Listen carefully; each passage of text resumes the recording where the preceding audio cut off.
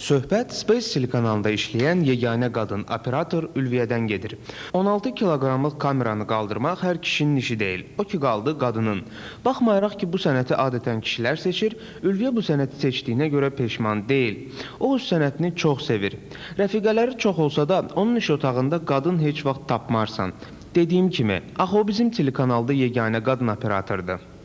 Görəsən, bütün iş gününü oğlanların əhatəsində keçirmək ona çətin deyil ki. Ümumiyyətlə, bu sənətin çətinlikləri qadın üçün nədir? Əvvəlcə təbii ki, qorxurdum ki, diskriminasiya ola bilər mənə qarşı. Elə sözlər eşidirdim ki, sən doğrudan deyirsən, yoxsa zarafat eləyirsən. Bu kamera sənin özünün ağırlığındadır. Amma ki, indi yaxşıdır ki, elə bir şeylər olmaz. Onun ikinci sənətinə isə qalanda Ülviyyə qəzetdə müxbir işləyib.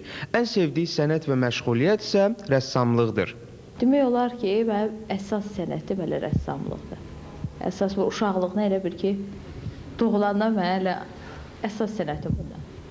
Bəs niyə operatorluğa gəldin? Özün seçdin operatorluğu? Özüm seçmişəm. Operatorluq da elə demək olar ki, rəssamlığın bir növüdür. Ülviyyənin hobbisi də var.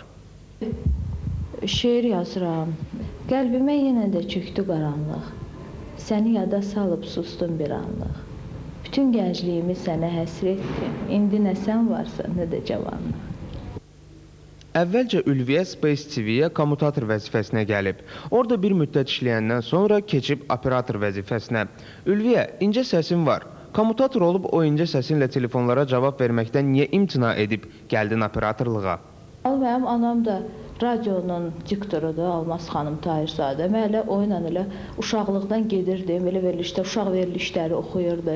Mən də baxırdım. Hətta orada bizim ustad operatorumuz Eldar müəllimi də görürdüm. Baxırdım ki, iki kameralar ağır, ən maraqlı iş mənə elə gəlirdi ki, elə bu operator sənətidir. Və heç vaxt bilməzdim ki, haçansı özümdə olacağım, amma ki, yavaş-yavaş da. Yaxşıdır ki, gəlib çata bilməm, operator ola bildim. Sonda sözüm bütün operatorlaradır. Diqqətli olun ki, nəzərinizdən heç nə qaçırmayasınız. Axı biz dünyaya sizin gözünüzlə baxırıq. Uğur olsun.